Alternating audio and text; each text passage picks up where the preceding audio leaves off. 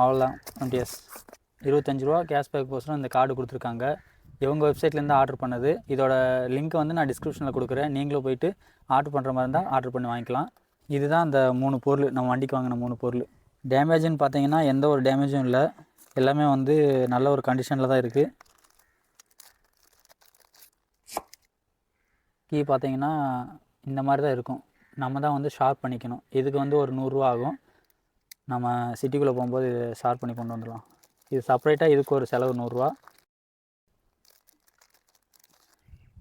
நம்ம ஆல்ரெடி இது வாங்கினது தான். இப்போ வந்து அது ஃபேட் ஆகிடுச்சுன்றக்கோசரம் மறுபடியும் போட்டிருக்கோம். ஸோ அவ்வளோதான் எம்டிஎஸ்.